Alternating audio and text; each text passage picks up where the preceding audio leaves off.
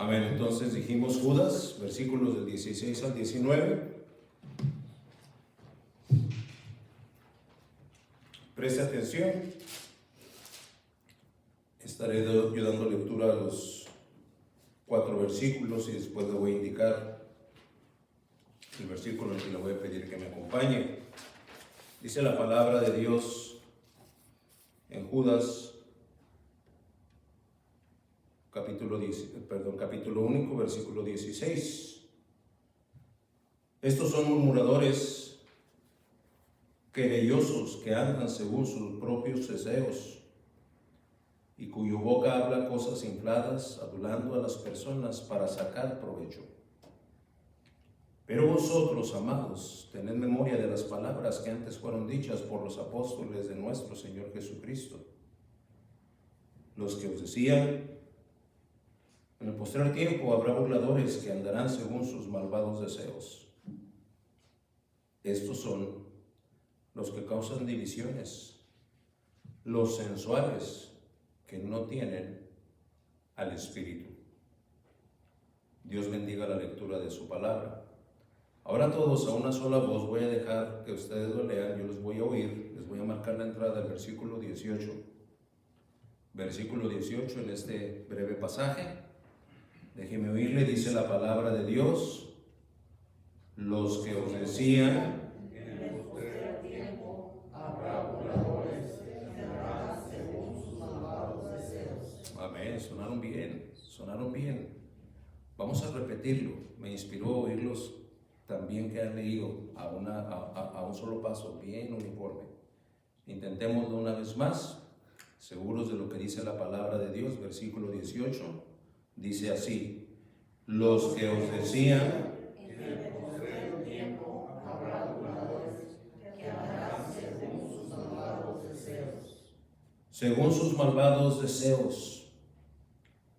El mensaje de esta tarde habremos de atenderlo y entenderlo como lo que coloquialmente decimos cambiando de tema, o por otro lado, porque vamos a leer que el versículo 16 no es otra cosa que un resumen concluyente a la cadena de advertencias y descripciones metafóricas y literales que el escritor sagrado, instrumentado por Dios, registró en su epístola para asegurarse que todo lector de su carta, ha entendido y así ha recibido el conocimiento. El conocimiento, ¿cuál conocimiento?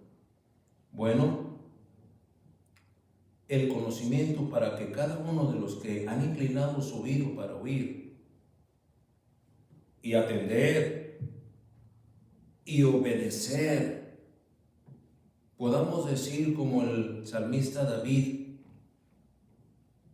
dijo en aquella alabanza del Salmo 124, versículo 7: nuestra alma escapó cual ave del lazo de los cazadores. Se rompió el lazo y escapamos nosotros. Déjeme repetir el versículo. Es el salmista el que escribe: nuestra alma escapó cual ave del lazo de los cazadores. Se rompió el lazo y escapamos nosotros. No hacemos mal si, parafraseando un precioso versículo como este de Salmo 124, lo aplicásemos hoy a nuestra vida, hoy día, cada uno de los que estamos aquí, a nuestra experiencia en Cristo. Bien podríamos leerlo algo así: nuestra alma escapó cual neófito. Si no entiende qué quiere decir neófito, es quien recientemente se ha adherido o convertido a una religión o a una causa. Y muchos de nosotros, aunque podemos decir que tenemos tiempo en el Evangelio, adolecemos del conocimiento a grado que estamos en un nivel de neófitos, como quien se hubiera recientemente convertido.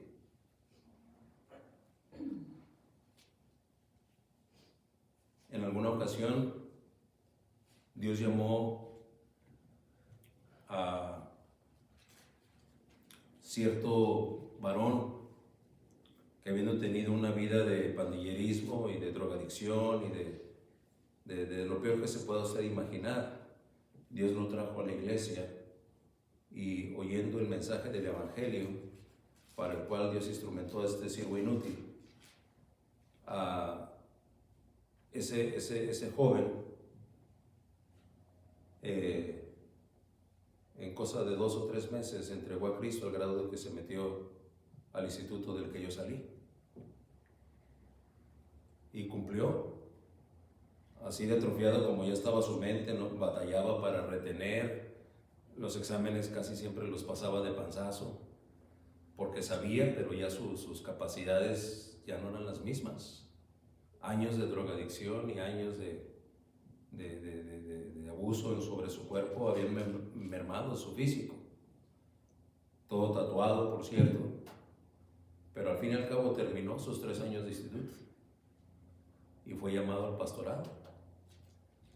Y él estaba pastoreando una iglesia, una misión, justo antes de que yo empezara a pastorear una misión.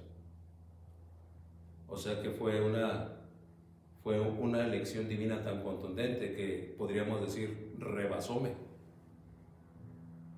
Y estaba ya en un momento dado sirviendo al Señor, y hasta la fecha. Ahora aquella misión ya es una iglesia. Aquel joven se llamaba, en su acta de nacimiento, se llamaba Cristo Rey.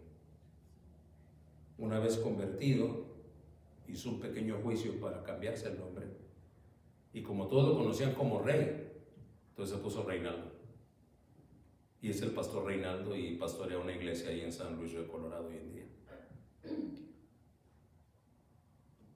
Nuestra alma escapó cual ave del lazo de los cazadores.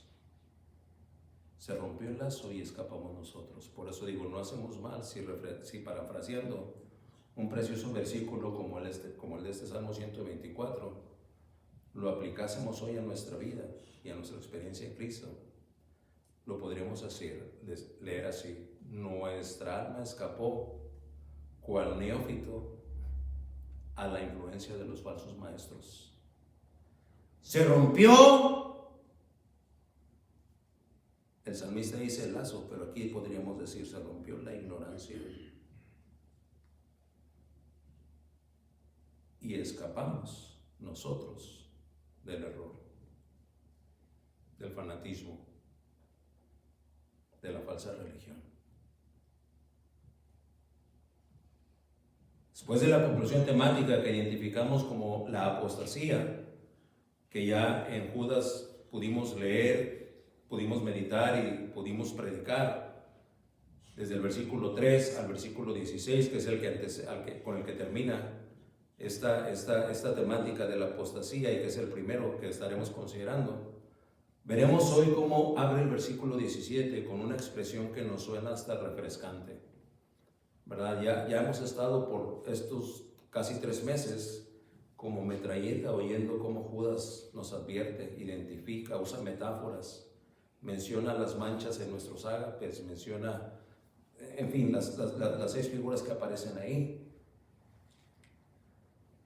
Y cuando llegamos a esta expresión refrescante, empieza el versículo 17 diciendo: pero vosotros. Esta misma expresión tal cual Judas la vuelve a escribir en el versículo 20 para enfilarse así a la parte final de su carta, lo que sería su doxología. Y vemos en el versículo 17, pero. ¿Cómo decimos, verdad? ¿Hay pero que valga o hay pero que no valga? No hay pero que valga. No obstante, aquí la palabra de Dios, Judas escribe y dice, pero, refiriéndose a ese enlace, porque pero es una conjunción que une 2 oraciones o sintagmas. Sintagmas es como temas, cuyos significados se contraponen entre sí, se restringen entre sí o se limitan. Si al comienzo de una frase tiene un valor o función intensificador. Pero vosotros, vosotros ya lo hemos dicho, ¿verdad? ¿cuál sería el pronombre que usamos hoy en día? ¿Quién me dice? Vosotros es equivalente a ustedes. Nosotros sigue siendo nosotros, porque en la Biblia aparece mucho nosotros. Pero el vosotros es ustedes. Así es que podríamos leer, pero ustedes, escribe Judas. ¿Quiénes son esos ustedes? Note usted, todos aquellos verdaderos conversos, los verdaderos. ¿Se apagó? Ok. Los verdaderos,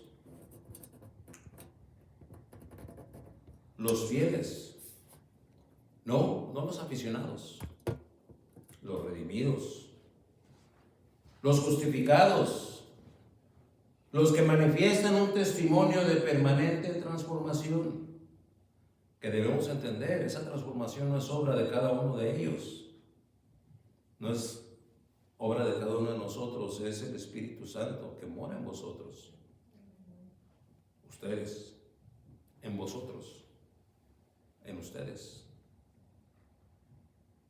Abordaremos también a manera de transición temática los versículos 17, 18 y 19.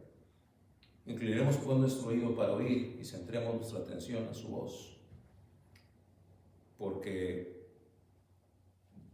la conclusión es en sobremanera enriquecedora. ¿Por qué dice conclusión, hermano? Bueno, porque ya estamos en una transición. Cuando llegamos al versículo 16 empieza la transición para lo que va a hablar los últimos versículos a partir del 20. Pero vamos a dejar que sea el Señor el que nos hable y el que nos instruya al respecto. Y vamos a pedirle entonces que Él nos dirija. Padre nuestro, encomendamos a ti, Señor, este mensaje. De mi parte, Señor, como el que habla, pero de parte de mis hermanos, como quienes oyen. A los que están aquí, gracias. Pero también los que oyen a través de la retransmisión o de la transmisión en vivo, anticipando la bendición, Señor, que traerás a todo aquel que preste atención, incline su oído para oír y verdaderamente, Señor, sea edificado. Concédenos, Padre Celestial, en todos los aspectos estar en línea con tu voluntad. Líbranos de entorpecer lo que tu Espíritu Santo va a hacer esta tarde en cada uno de nosotros a través de este mensaje. Unge los oídos, pues, unge los labios, y que el resultado traiga honra y gloria a tu nombre. Te lo suplicamos en el precioso nombre de tu Hijo amado, Cristo Jesús. Amén. Punto número 1. Va a describir ahí Judas en el versículo 16, estos son murmuradores querellosos. Es que vamos a ver que cuando Judas usa esta expresión de murmuradores querellosos, es así como Pablo cita en su primera carta a los Corintios, escribiéndole a la iglesia de Corinto en el 10:10 de su carta, a manera de un imperativo. Dice primera carta a los Corintios 10:10, ni murmuréis, note usted lo que escribe Pablo, como algunos de ellos murmuraron y perecieron por el destructor. ¿A quién se está refiriendo Pablo? Se está refiriendo a los mismos murmuradores que se refiere Judas. Versículo 11. Y estas cosas les acontecieron como ejemplo y están escritas para amonestarnos a nosotros, a quienes han alcanzado los fines de este siglo. Así que igualito que Judas echa mano de su conocimiento de la historia con respecto al pueblo de Israel, y parte de la historia del pueblo de Israel la leímos en la lectura congregacional, ¿se acuerdan? Está ahí en Hechos 16, perdón, en Números 16, y leemos de los versículos 1 al 12, cuando los de Coré, en su rebelión, se levantan murmurando en contra del liderazgo de Moisés. Moisés va rostro en tierra y le dice a Coré, mira, tú me reclamas que por qué yo me levanto como líder de ustedes, vamos a dejar que Dios decida. Y Dios va a obrar y Dios va a determinar ¿de quién es el liderazgo?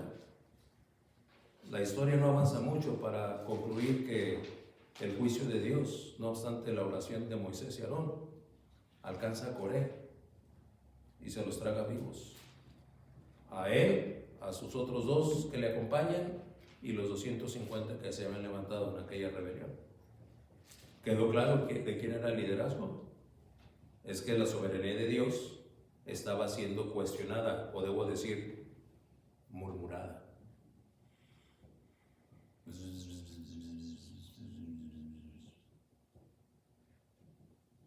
Es difícil imaginar cuánto problema y cuánto caos trae a la obra de Dios hoy en día aquellos que murmuran. Muchos de ellos son falsos. La gran mayoría son falsos. Pero si usted es un verdadero creyente, cuídese de librarse de ese pecado. No murmure. No masculle. No ande refunfunando. No sé si es un verbo bien conjugado. Es que así son los que querellosamente murmuran. Entenderemos entonces que cuando la descripción de los apóstatas como persona que se revela y vuelve atrás respecto de las creencias en las que fue educado o instruido o convencido, Judas va a cerrar etiquetando directa y acertadamente, ya no con metáforas. Se puede decir, ya Judas invirtió suficiente tiempo enseñando y reconviniendo y citando a las manchas en nuestros ágapes, citando a los árboles que son desterrados, citando las estrellas fugaces, citando todas las metáforas ya las utilizó. Así es que como aquí ya está la conclusión, Judas va a cerrar etiquetando directa y acertadamente, ya no con metáforas e ilustraciones. Aquí la descripción ya va a ser directa y contundente. Murmuradores, los califica como tales. Quien refunfuñea, bueno, correctamente dicen los que saben, quien refunfuña.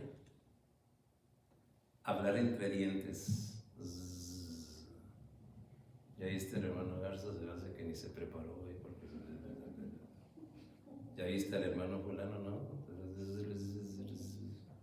Oye, ¿qué pasó con el hermano fulano?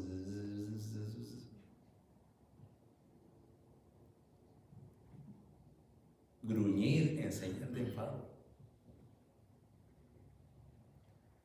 Y nosotros ya lo aprendimos, por eso la bendición de la predicación expositiva agregada es esa, que podemos seguir la secuencia de lo que Dios enseña. Y no agarramos nada más 2 versículos de ese libro, de ese pasaje, y luego a la semana siguiente nos brincamos otro libro, otro pasaje, o predicamos a tontas y locas, no. El ejemplo de los hijos de Coré está bien claro. Vemos que cuando dice murmuradores, agrega querellosos. ¿Quiénes son los querellosos? Los descontentos con todo. Y por eso, discordantes. Y por eso, acusadores que andan conforme a sus propias concupiscencias. Estamos inconformes con todo, o se es querelloso, descontento con todo, porque siempre yo tengo una mejor opinión. Ay, pues no me gustó que fuera a tales horas, debió haber sido a tales horas. ¿Por qué? Pues no, pues porque yo creo que eso debería haber sido. ¿Pero por qué? No, lo que pasa es que como que el estudio bíblico se tarda mucho, podría serlo más breve. Descontentos con todo. No, es que el pastor está duro y dale con devocionales y uno apenas tiene tiempo para hacer esas cosas. Descontentos con todo. Así es que las etiquetas que va a estar poniendo aquí ya son directas, ya no lo menciona con figuras o con metáforas, que andan conforme a sus propias concupiscencias. Ya lo he explicado antes. ¿Usted sabe qué es una concupiscencia? La concupiscencia, usted ya sabe, o se lo explico otra vez. Se lo explico otra vez, ok. Se los voy a incluir por el mismo precio, ok. Concupiscencias es esos pecados que se generan solamente, precisamente en nuestra composición ontológica. Mi carne es un racimo de sensores. Y mi alma es un racimo de emisores, resultado de mis pensamientos, mis sentimientos y mis decisiones. Cuando el alma atribulada y en la libertad del hombre natural empieza a interactuar con lo que yo percibo en mi carne, detono pecados que no existirían en otra parte, excepto en lo que yo pienso y yo siento, que me lleva en un momento dado a reaccionar en la carne y alcanza la comisión de un pecado. No sé cuántos estaban, yo ya les presenté creo que 1 o 2 veces cómo físicamente una idea mental nos puede causar una reacción física. Es la razón principal por la cual, por ejemplo, pecados como la pornografía tiene tanto éxito. Porque aquel que es adicto a esta horrible adicción no necesita otra cosa que a través de los sentidos, a través de la carne, captar una imagen que va a su mente. Y su mente le hace trabajar y acaba causándole una reacción fisiológica de excitación. Pero no está ahí el sexo opuesto, ni lo puede sentir, ni lo puede tocar, pero lo está viendo. Un sentido de la carne está alimentando los pensamientos, y los pensamientos están provocando un sentimiento. Y ese sentimiento desencadena en una acción pecaminosa. Aquella vez que manejaba el ejemplo les decía, vamos a imaginarnos, a lo mejor usted se va a acordar si se lo digo ahorita, vamos a imaginarnos que anduvimos trabajando aquí en el patio de la iglesia por 3 o 4 horas a los rayos del sol y venimos todos deshidratados. Y las hermanas aquí en el anexo tienen preparada una limonada con un buen de hielitos ahí. Y usted llega y dice, hay limonada. ¿Se puede imaginar usted transpirando, fatigado, asoleado? Y le dicen, ¿quiere un poco de limonada, no? ¿Ya se lo está imaginando? Sí, hermano, échale. Y pone el vaso y luego levanta la jarra, ¿ve? Y usted está viendo ya y aquí está, hermano, agárrala. Y es limonada, de la buena, de la que preparan los San Pedro ahí en su tienda. Ya la agarra y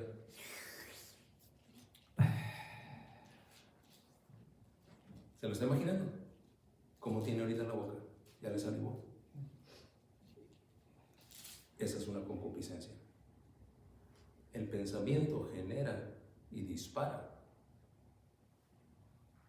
tal cual, un estímulo que detona en sentimientos y afecta al cuerpo. Y no necesitamos otra cosa, excepto esas 2 áreas de nuestra ontología. Cuando aquí la palabra de Dios dice que anda de acuerdo a sus propias concupiscencias, es precisamente esa revolución de pensamientos y de juicios, porque es un pecado fraguado entre la carne y el alma. Así es que no nada más estamos hablando de murmuradores, quien refunfuña, no solamente de querellosos que están descontentos por todos, pero también de egoístas. Sigue diciendo el versículo 16, estos son murmuradores querellosos, que andan según sus propios, murmuradores, querellosos, que andan según sus propios deseos. Esos son los egoístas.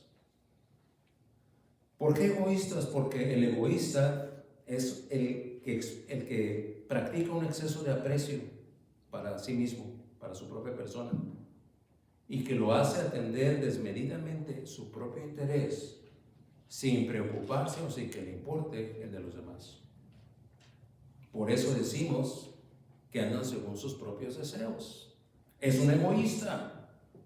Bueno, yo sé que de proceder de esta manera se beneficiarán otros, pero ¿y yo qué?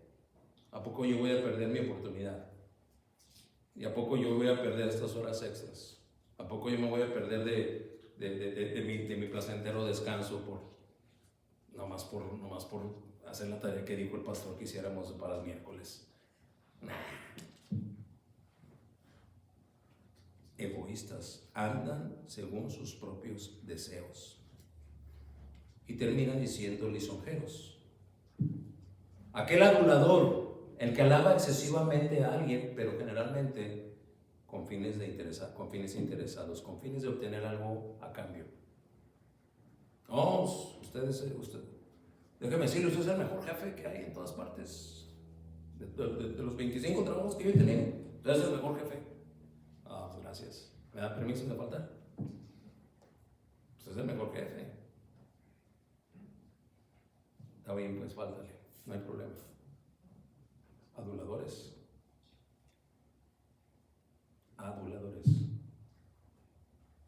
Hace poquito más de un año, tal vez, no, más del año y medio, hubo alguien aquí en la congregación que se acercó a su servidor con esta postura. Y todo lo que tuve que decirle, ¿sabe qué? Arrepiéntase de eso que está haciendo. Porque no porque usted me adule voy a ceder a relajar la doctrina. Bueno, discúlpeme, no me pide disculpas a mí, arrepiéntase y pídale perdón a Dios. Los lisonjeros. Y si usted se da cuenta, el versículo 16 es ese parámetro de conclusión. Ya les estuve hablando de todas estas metáforas para identificar a los falsos, pues termino diciéndoles que son murmuradores, son querellosos, son egoístas y son lisonjeros. 4 pinceladas en el cuadro para un buen retrato ya dibujado por Judas a detalle de los que son falsos y que fueron bien descritos en los 12 versículos previos, a partir del 13 hasta el 15. Número 2. Pero vosotros, amados, tened memoria. Gloria al Señor. Aquí estamos en la transición. Dejamos ya el versículo 16 con todo lo que representaron los versículos previos y vamos ahora a la transición que nos va a poner en el versículo 20 para de ahí avanzar a la conclusión. Muy probablemente en otros 2 o 3 mensajes. Pero vosotros, amados, tened memoria. Cuando el versículo 17 abre con ese pero vosotros, ya hablábamos del peso específico que tiene y que suena refrescante.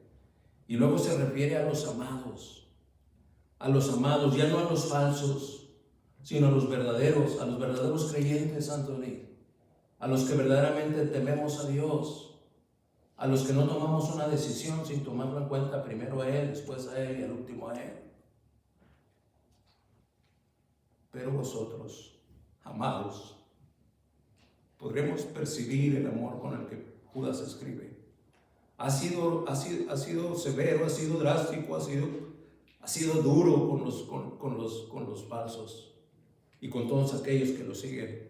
Pero esa transición empieza con ese pero vosotros, amados, tened memoria. Este tener está en forma imperativa. No de sugerencia. Pero vosotros, amados, ahí si quieren, si les queda tiempo, si se acuerdan, no. ¡Tened memoria! Pero vosotros, amados, tened memoria. Este imperativo ha de cumplir con el propósito de que el verdadero hijo o la verdadera hija de Dios sean cautelosos pero sin alarmarse. Ese tener memoria habla de recordar. Y eso es lo que Judas ordena a sus lectores. Pero recordar, ¿qué diremos? ¿De qué quiere que me acuerde, hermano? Gracias por preguntar. Dice el versículo 17. Tened memoria de las palabras que antes fueron dichas por los apóstoles de nuestro Señor Jesucristo. ¿Sabe por qué es importante memorizar la palabra de Dios? Porque así es como podemos tener más facilidad de echar mano de la palabra de Dios. Cuando está usted ante la tentación, yo lo digo por testimonio personal, la tentación aparece justo cuando menos la espero. Tengo la guardia baja y suena atrayente y tiene su poder, pero viene a mi memoria. La verdad revelada de Dios como un absoluto. No vas a ser tentado más de lo que puedes resistir. Lo que quiere decir que no importa qué tan atrayente es esto, lo puedo resistir. Lo puedo en mí, no, lo puedo en Cristo que me fortalece. Otra vez, palabra de Dios. Pues sí, pero nadie me está viendo. Y ¡pum! Dispara otro versículo. Como ciudad derribada y sin muro es el hombre cuyo espíritu no tiene rienda. Derribada y sin muro, una ciudad destruida, sin protección. Todo porque no puedo tener una rienda sobre mi espíritu. No, Señor, no te voy a fallar. Y ahí es donde está la fortaleza del cristiano. Pero no hay palabra de Dios que podamos recordar. Sí, dile que siempre, vamos, órale. El devocional hay en otra ocasión, más tarde luego. Porque no hay palabra de Dios que nos rige. Y aquí está hablando a los amados, aquí puedo hablar con libertad con ustedes que son verdaderos cristianos, verdaderos hijos de Dios. Tened memoria de esas palabras que fueron antes dichas por los apóstoles de nuestro Señor Jesucristo. ¿Les parece si nos asomamos a lo que los apóstoles ya habían predicado? Vamos a ver nada más unos 2 o 3. Pablo, apóstol de Jesucristo, allá en Hechos 20:29. Tened memoria, dice Judas, ¿de qué? Porque yo sé que después de mi partida, escribe Pablo, escribe Lucas con referencia a Pablo, del dicho de Pablo, pero yo sé que después de mi partida entrará en medio de vosotros lobos rapaces que no perdonarán al rebaño, no perdonarán al rebaño, no perdonarán al rebaño. Acuérdate de eso.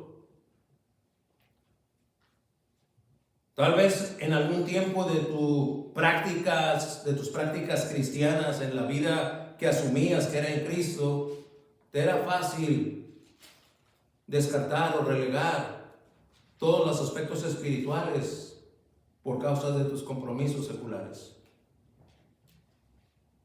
¿De dónde lo aprendiste eso? Lo aprendiste de un falso, estoy seguro. Un falso te dijo, no hay ningún problema. Tú ve y cumple con lo que tengas que cumplir ahí después de sirves a Dios. Y como yo lo dije, lo llegué a decir aquí entre nosotros, evíteme la pena de llamarle la atención si lo oigo a usted, hermana o hermano, decir, no, pues yo no pude venir al servicio, es que Dios sabe. No me use esa expresión blasfema. Lo que Dios sabe es que somos rebeldes. Lo que Dios sabe es que lo relegamos con una facilidad que como quien se quita un calcetín. Eso es lo que Dios sabe. Así es que no me diga usted que no vino porque Dios sabe.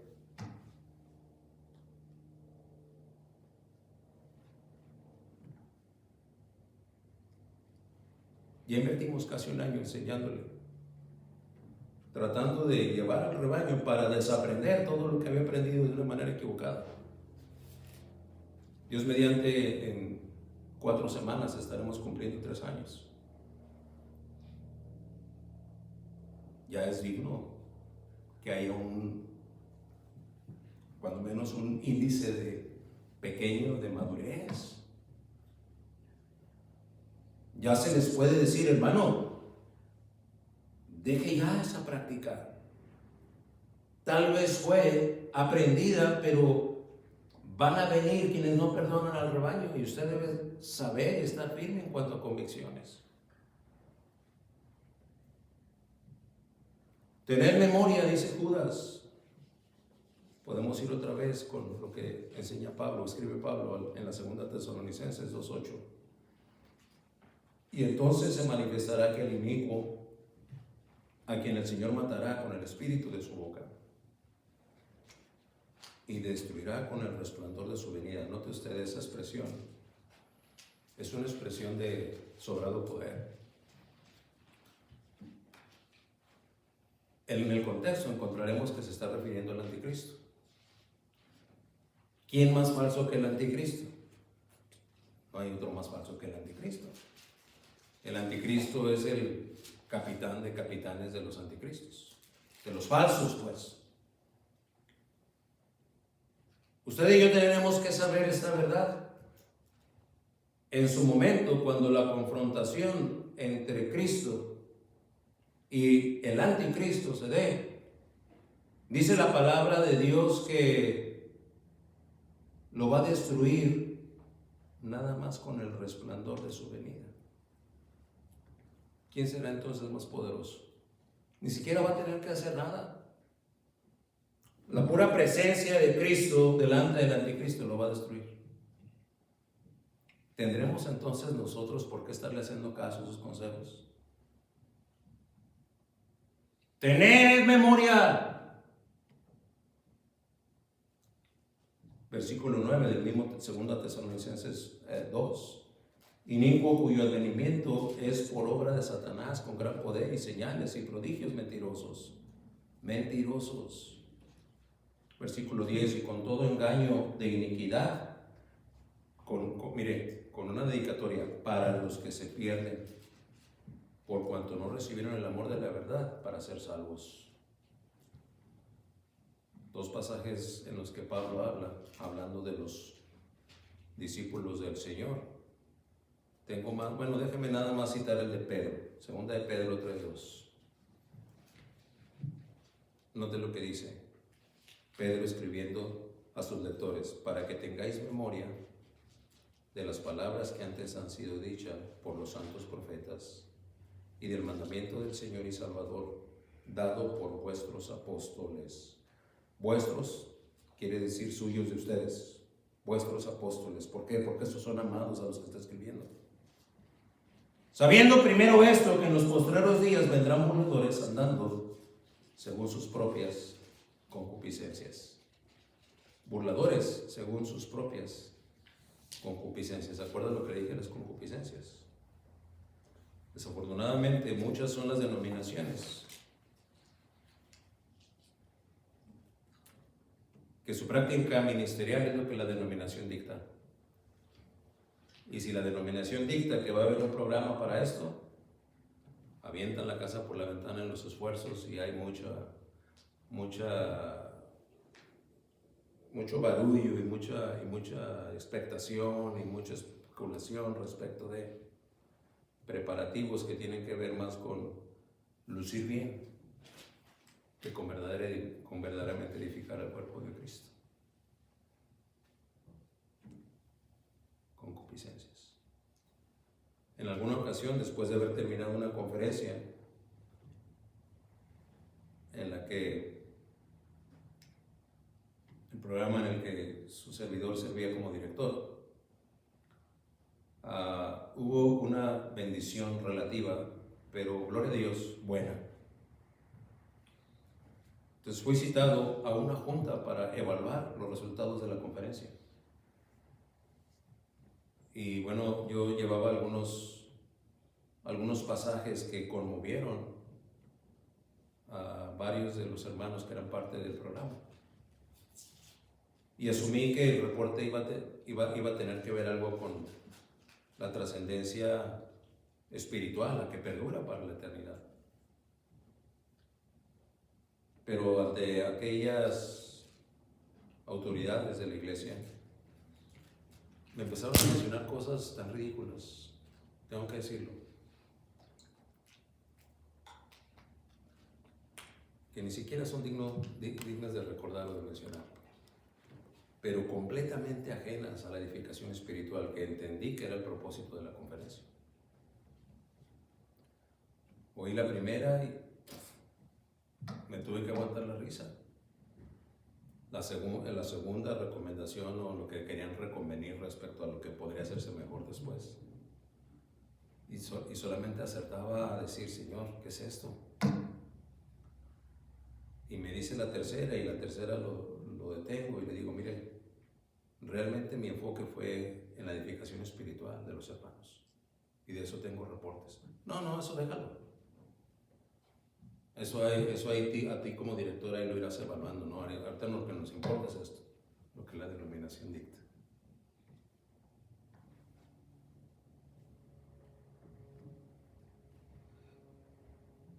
Por eso le digo, si eso lo aprendimos en otra parte, no es algo que usted va a practicar ya. Porque mire cómo cierra el punto número 3 del mensaje. Los sensuales que no tienen el espíritu.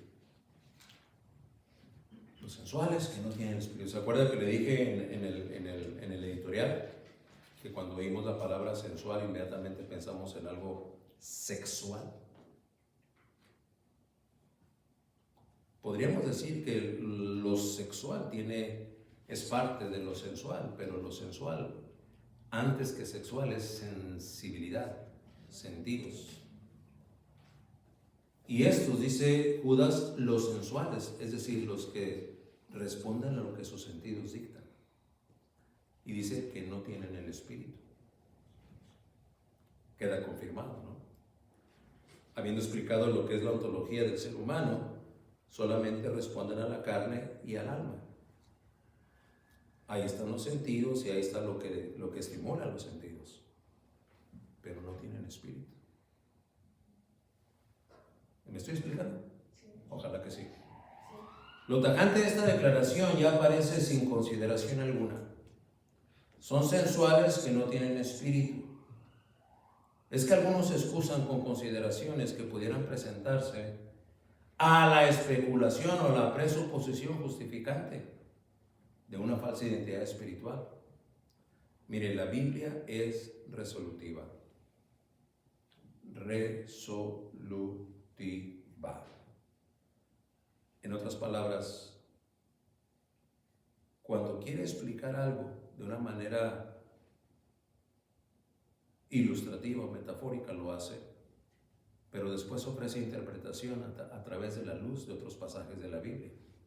Pero cuando tiene que ser resolutiva, es así como esa espada que entra. Y es tan resolutiva como resolutiva puede ser. Hoy en las filas de las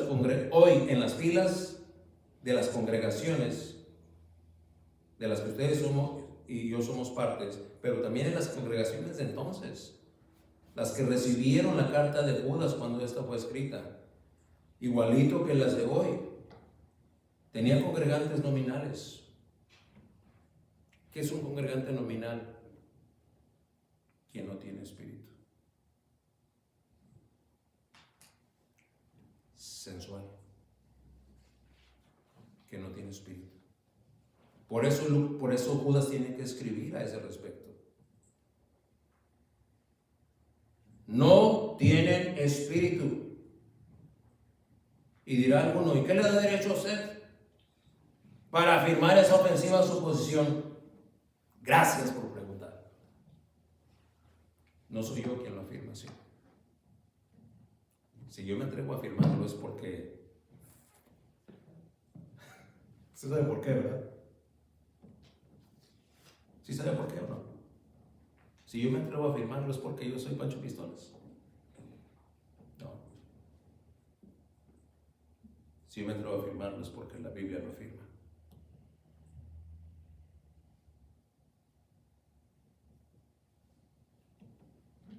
¿Cómo que la Biblia lo afirma? Bueno, vamos a preguntarle a Pablo qué le parece en lo que le escribe a la iglesia de Roma, ya en el capítulo 8, versículo 14. Ponga atención, ya vamos a terminar. Dice a la letra la palabra de Dios en Romanos 8:14. Porque todos los que son guiados por el Espíritu de Dios, estos son hijos de Dios. ¿Nota usted el peso específico y lo contundente que es en la eternidad esta declaración? Porque todos los que son guiados por el Espíritu de Dios, estos son hijos de Dios. Y esta es la parte medular del mensaje, hermano. Contéstese esta tarde. A usted que me escucha, ¿quién le guía?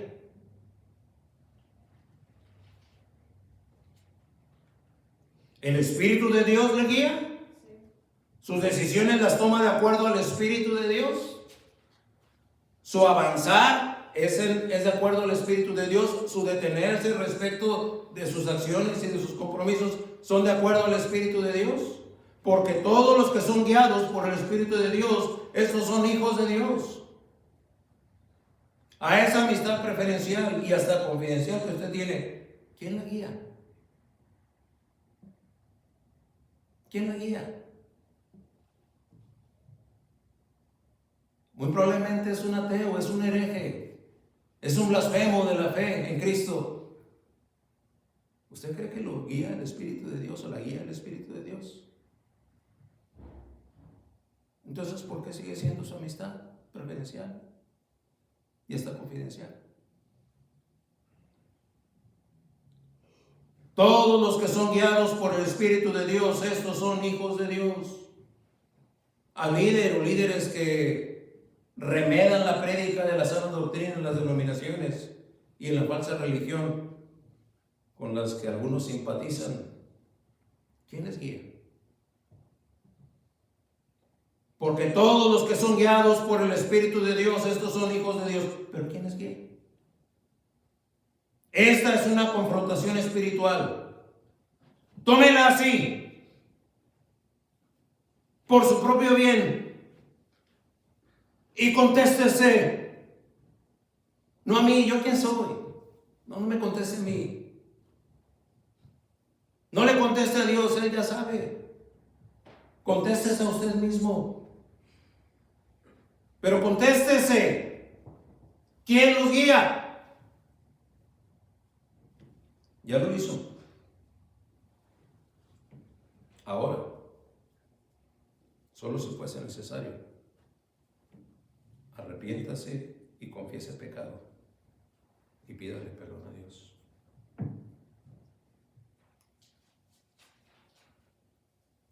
No tiene el Espíritu. ¿Y quién es usted para afirmar tan delicada ofensiva? No soy yo quien lo afirma. Es la palabra de Dios. Pablo es claro al escribirle a los romanos. Eso nada más en el versículo 14, pero no ha terminado. Vamos a ver qué dice el 15. Pues no habéis recibido el espíritu de esclavitud para estar otra vez en temor. La fidelidad de Dios nos da porqués. Es que todo aquel que es guiado por el Espíritu de Dios es hijo de Dios. Dado que no habéis recibido el espíritu de esclavitud para estar otra vez en temor. Un temor consciente o inconsciente, que las más de las veces nos limita, o que nos excusa, o que no nos permite acciones ni decisiones rectas ni correctas respecto de nuestra vida en Cristo. Sigue diciendo el versículo 15, sino que habéis recibido el espíritu de adopción por el cual clamamos, Abba Padre, bendito sea el Señor. El nombre de Dios es nuestra prerrogativa celestial. Adoptados, somos hijos del Todopoderoso, del Trino y Soberano Dios. Tememos y por eso no enmendamos nuestra ruta, no enmendamos nuestra rutina, no enmendamos nuestros horarios, no enmendamos nuestras prioridades, Y la pregunta es, ¿por qué tememos? Es que ese es el temor. Ese es el temor. Celebro que un hermano aquí, cuyo horario es un poquito difícil de manejar, en 2 lugares creo que trabaja. Dios le da de su gracia para decir, si tengo que estar aquí hasta tales horas, hermano, para esto o para aquello, voy a hablar con mi patrón. Y ahí está el hermano. ¿Qué pasó? No, yo nomás dije, ¿sabe qué? Tengo un compromiso en la iglesia, tengo que salir temprano. Y me salí, me vine. Y no lo despide. No. Es que no tiene temor. Pues no has recibido el espíritu de esclavitud para estar otra vez en el temor, sino que habéis recibido el espíritu de adopción por el cual clamamos, Abba Padre. ¿Qué más cercana relación que la de un hijo con papá o con mamá? ¿Por qué tememos? ¿Por qué tememos? ¿Por qué no enmendamos nuestra agenda, nuestro horario, nuestras prioridades? Tenemos temor. Es que si hago este cambio, no, se va a afectar todo. Hazlo y deja que Dios lo arregle. Va a ser un ejercicio de fe delante de Dios.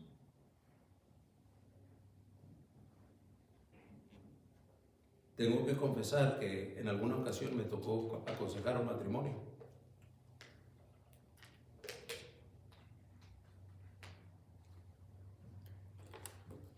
Y después de escuchar varias de las situaciones de ambos lados, el Señor me llevó a decirle, mire, va a ser necesario hacer cambios drásticos. Cambios drásticos que van a trastocar su rutina diaria, si queremos solucionar el problema que están viviendo. Y a menos que usted esté dispuesto a hacer esos cambios, usted también esté dispuesta a hacer esos cambios, yo difícilmente puedo avanzar en la consejería. Pues antes de decirles, antes de prescribirles los cambios, quiero saber si ustedes estarían dispuestos. Se voltearon a ver el uno al otro. Pues sí, hermano. Y este pasaje de Romanos 8 estaba en mi mente. Y entonces le dije, van a hacer cambios drásticos, no importa, no importa.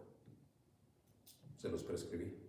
Tenía que ver con horarios, tenía que ver con tiempo de interacción entre ellos y todo aquello. Y gloria al Señor. Dios le dio gracia delante de Dios primero y delante del uno del otro y delante de mí. Y echaron a andar los cambios. La consejería era una vez a la semana. La primera semana venían con ciertas inconformidades a la consejería. No, pues es que mire, esto no funcionó por esto como que se está dificultando, Oramos, fui más específico en las prescripciones. A la siguiente semana dijeron, sí, Dios me está mostrando. Y no nada más me está mostrando, me está demostrando que sus promesas se cumplen. Y al cabo del mes, la reconciliación estaba en puerta. Pero es que tememos hacer cambios. ¿Por qué tememos? ¿No habéis recibido el espíritu de esclavitud para estar otra vez en temor? Sino que habéis recibido el espíritu de adopción por el cual clamamos, Abba Padre. Bendito sea, Señor, por tu testimonio.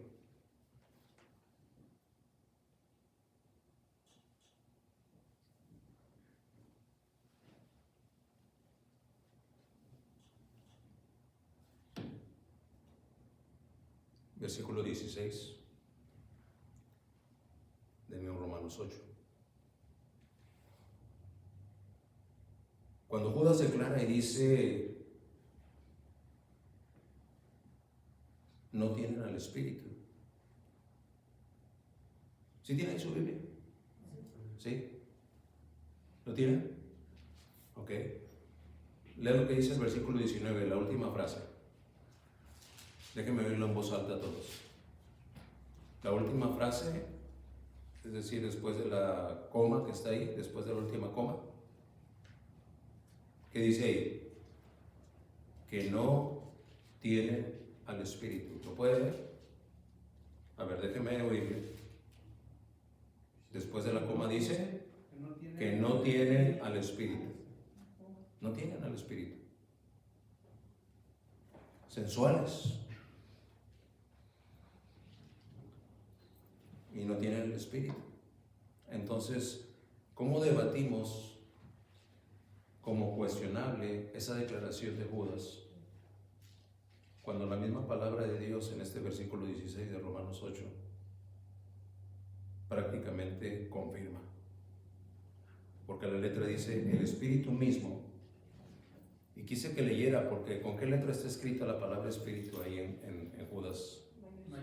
Con mayúscula. ¿A qué Espíritu se refiere? Al Espíritu Santo, al Espíritu de Dios. Bueno, igualito acá en 8:16 de Romanos dice el Espíritu mismo da testimonio a nuestro espíritu de que somos hijos de Dios, de que somos hijos de Dios. Sí, la palabra Espíritu aparece 2 veces en este versículo, ¿se dio cuenta? El Espíritu mismo da testimonio a nuestro espíritu, ahí está la primera y la segunda vez, pero no necesariamente significa lo mismo. Ay, ¿cuál es la diferencia? Gracias por preguntar.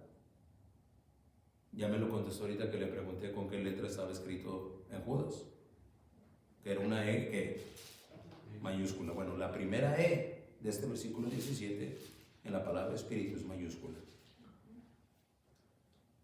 ¿Y cómo está la segunda? La E de la segunda palabra Espíritu, con minúscula. El Espíritu de Dios da testimonio a mi espíritu, claro, siempre y cuando lo tenga. Pero si no tengo espíritu,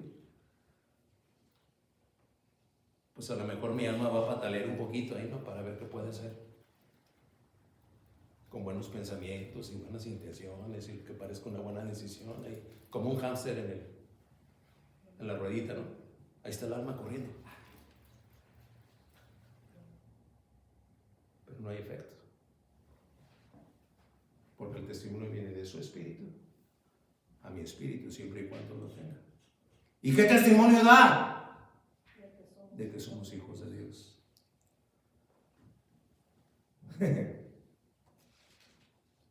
Es que un testimonio que se ve comprometido, y dije testimonio que se ve comprometido con intermitencia, con frialdad, con tibieza espiritual, con obediencias selectivas que no son otra cosa que desobediencias engañosas, con tendencias evidentes a relegar su dedicación y su devoción a Dios, menospreciándolo, es exactamente equivalente a decir: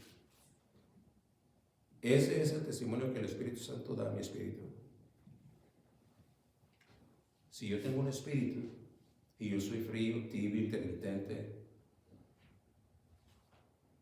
y yo relego a Dios, relego mi devoción, relego mi consagración y mi entrega a Dios, sería equivalente a decir: bueno, hermano, discúlpeme, pero el Espíritu a mí me está dando ese testimonio, yo lo puedo hacer. ¿Será eso posible?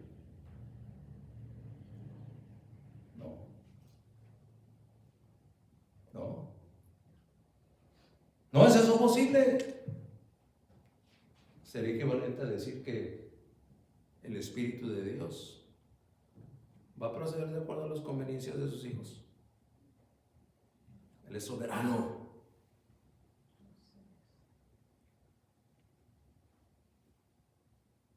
Tengo que decirlo así.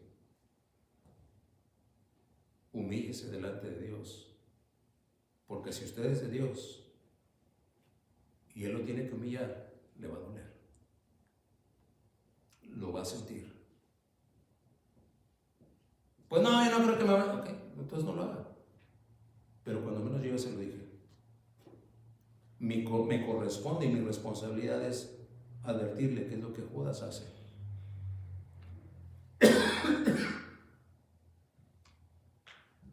Disculpen, hermano, pero es el testimonio que el Espíritu Santo le da a mi espíritu. Pues yo tengo que decirle que si esa fuese su postura, es urgentemente necesario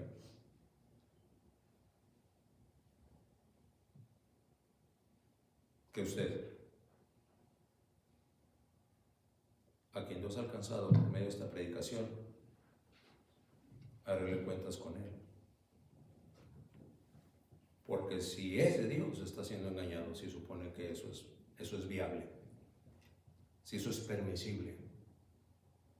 Si usted puede seguir por esa ruta y nada va a pasar.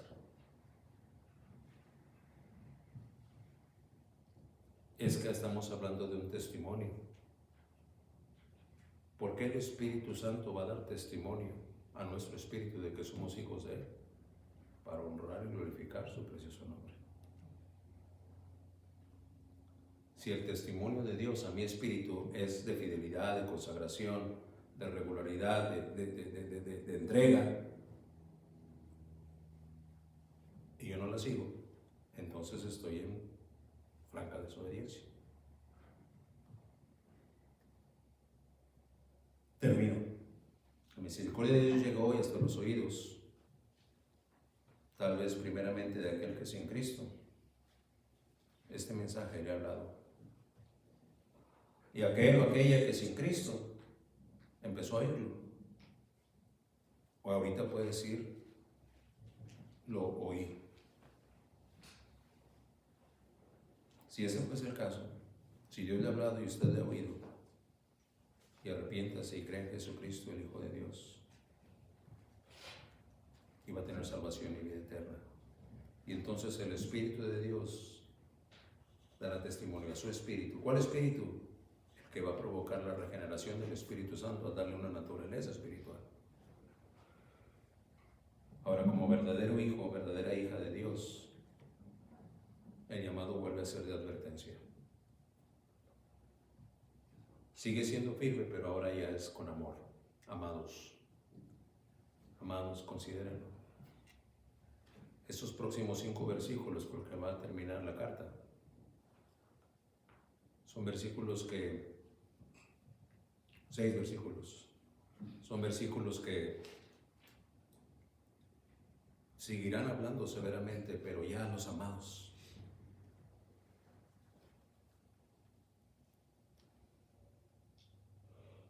Si nosotros atendemos y marcamos una clara diferencia